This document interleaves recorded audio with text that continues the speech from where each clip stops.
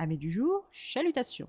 Pour les petits nouveaux, moi c'est Sekhmet, et je vous souhaite la bienvenue dans mon podcast littéraire. Dans mon émission, je vais tenter 3 fois par semaine de vous donner envie de découvrir des livres de tout poil, récents et moins récents. Alors, si ça vous tente, c'est par ici la suite. Aujourd'hui, je vais vous présenter le 5e tome des Carnets de l'apothicaire de Hyuga Natsu, publié aux éditions Lumen. Dans ce 5e volet des aventures de Mao Mao, jeune apothicaire de talent, et de maître Jinshi, le prince impérial, frère de l'empereur, nous arrivons dans l'ouest. Cela fait déjà 1 mois environ que Jinshi, Mao Mao et Bazen, le fils de Gao Shun, frère de lait, protecteur et confident de Jinshi, sont loin de chez eux. Et ils commencent tous à avoir au fond de leurs yeux quelque chose qui fait mal et qui s'appelle le mal du pays. Présent pour régler des affaires courantes, le prince de la nuit ne pensait pas devoir assister à des festivités en plus. Dans la capitale de l'Ouest, les nuits sont fraîches et les journées harassantes de chaleur. Jinshi n'arrive pas à se reposer correctement. S'il était totalement honnête avec lui-même, il n'accuserait pas uniquement le climat, mais les derniers souvenirs qu'il partage avec l'impassible apothicaire.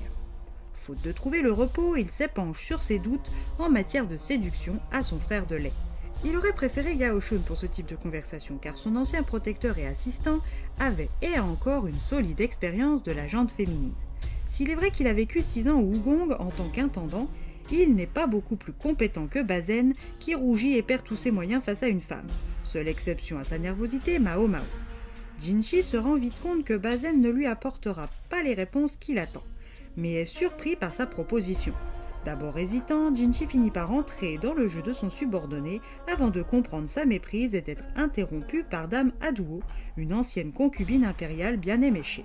De son côté, Mao Mao aussi a un peu de mal avec les variations brutales de température de la capitale de l'Ouest, mais regrette surtout de n'avoir pas pu faire de tourisme. À l'heure de son petit déjeuner, elle est interrompue par Bazen qui vient l'entretenir de l'affaire de Dame Lishu, la vertueuse concubine.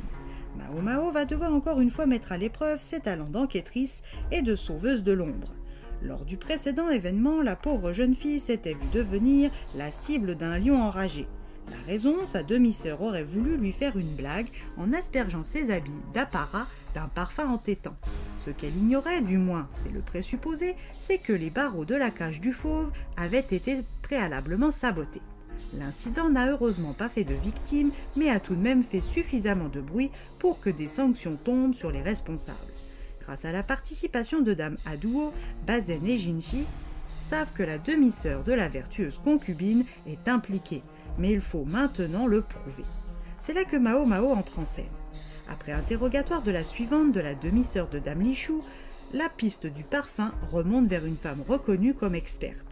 Le portrait qui est fait d'elle ne révèle à Mao Mao qu'une particularité distincte, la taille des pieds de la suspecte.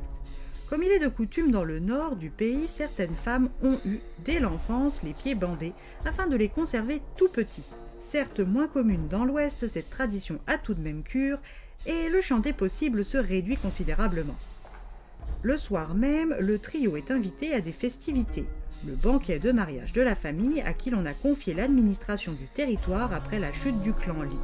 Les Li gouvernaient autrefois la capitale de l'Ouest, avant leur extermination sous le règne de l'impératrice régnante de l'époque. Si Jinshi a accepté l'invitation, c'est parce que la mariée a les pieds bandés, tout comme l'une de ses dames de compagnie. De plus, la famille du marié vient de Shao, le pays d'où le lion était originaire. Et pour compléter le tout, le départ pour Shao doit avoir lieu le lendemain des noces. Jinshi compte sur elle pour qu'elle trouve les preuves dont ils ont besoin pour innocenter la concubine impériale.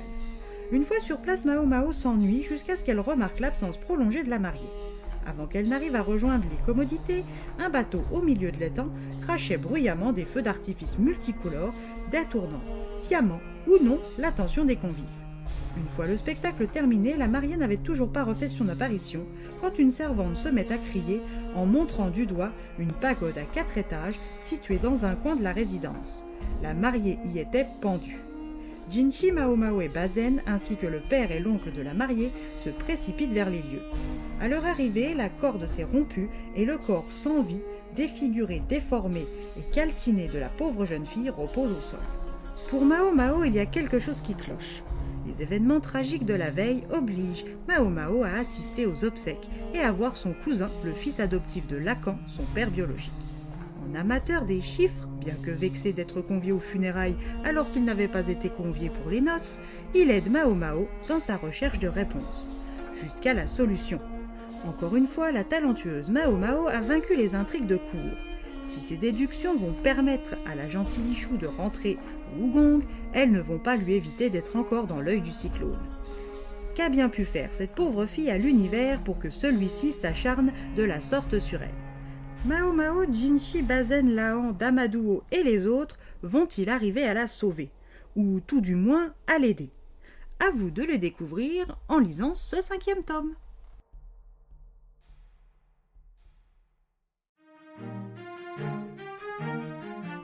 Comme toujours avec cette licence, c'est un plaisir de lecture renouvelé. Les enquêtes se succèdent et ne se ressemblent pas, les personnages évoluent tous à leur rythme, tout comme leurs interactions et relations. Et bien voilà, j'en ai fini pour aujourd'hui. J'espère que cet épisode vous aura plu et vous aura donné des nouvelles idées de lecture. Si vous souhaitez découvrir d'autres petits bonbons littéraires tout droit sortis de ma bibliothèque, je vous retrouve le jeudi 10 avril prochain pour un nouvel épisode. Et si d'ici là je vous manque de trop, vous connaissez le chemin sur Instagram, @leslectures de Sekhmet. Sur ce, chalut les amis et à la prochaine.